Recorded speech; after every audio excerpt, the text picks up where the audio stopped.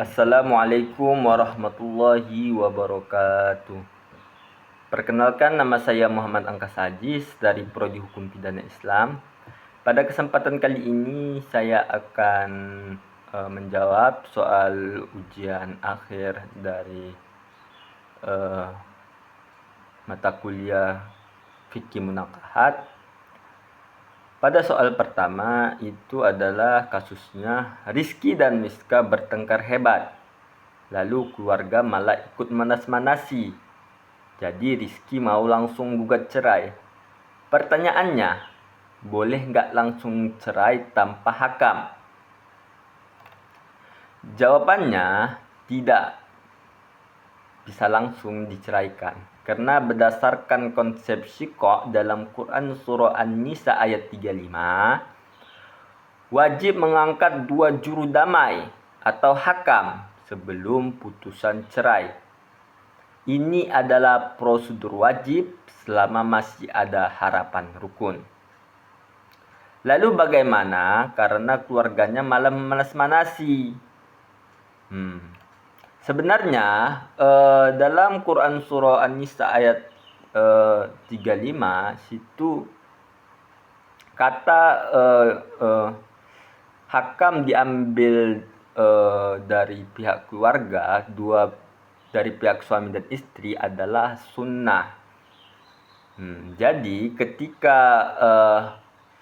keluarga tidak bisa dijadikan hakam, maka hakim akan mengutus 2 orang lain. Dan sebaiknya dari tetangga yang cakap, netral, dan bebas dari pengaruh keduanya. Lalu yang kedua adalah kasusnya, soal nomor 2 kasusnya adalah suami berteriak, "Kita selesai, pulanglah kau ke rumah orang tuamu." Lalu seminggu kemudian tenang dan ingin rukun. Istri ragu apakah sudah talak atau belum. Pertanyaannya, apakah ucapan tersebut apakah sudah talak? Jawabannya yang pertama, ucapan tersebut adalah lafaz kinayah atau sindiran, bukan lafaz sahri yang jelas. Lafaz sahri adalah kata yang jelas seperti talak, kutalak kau. Secara eksplisit dia jelas. Sedangkan kinayah adalah kalimat sindiran yang tidak langsung. Talak kinayah sah jatuh hanya jika disertai niat dari suami saat mengucapkannya. Dalam kasus ini, ucapan keluar saat emosi dan tidak ada pernyataan tegas. Jadi diragukan bahwa suami berniat emang talak. Bisa kita simpulkan juga suami hanya emosi sesaat. Jadi status pernikahan mereka tetap sah. Kalau suami niatnya tidak ada niat, cuma emosi sesaat. Tetapi kalau emang ada niat, maka tetap sah perceraiannya. Lalu soal nomor 3 kasusnya adalah suami marah dan berkata, "Punggungmu sekarang seperti punggung ibuku. Aku tidak akan menyentuhmu lagi." Lalu sebulan kemudian menyesal dan ingin berhubungan lagi. Pertanyaannya, apakah istilah dari tindakan ini dan konsekuensi hukum apa yang harus dipenuhi sebelum berhubungan? Tindakan ini dinamakan adalah zihar, yaitu ucapan suami yang menyerupakan istri dengan wanita yang haram dinikahinya untuk selamanya seperti ibu. Konsekuensi hukumnya ialah suami diharamkan menggauli istri sebelum membayar kafarat zihar secara berurutan, yaitu memerdekakan budak. Jika tidak mampu, puasa 2 bulan berturut-turut tanpa putus. Lalu jika tidak kuat berpuasa, memberikan makan 60 orang miskin, masing-masing sekitar 3/4 liter makanan pokok. Lalu soal nomor 4. Kasusnya Uci dicerai talak raji saat tidak hamil. 2 minggu kemudian, 2 minggu masa iddah, mantan suami ingin rujuk sepihak. Pertanyaannya, sahkah rujuk sepihak tersebut? Jawabannya adalah rujuk sepihak sah karena talaknya masih raji. Suami memiliki hak penuh untuk merujuk tanpa persetujuan istri selama masih dalam masa iddah.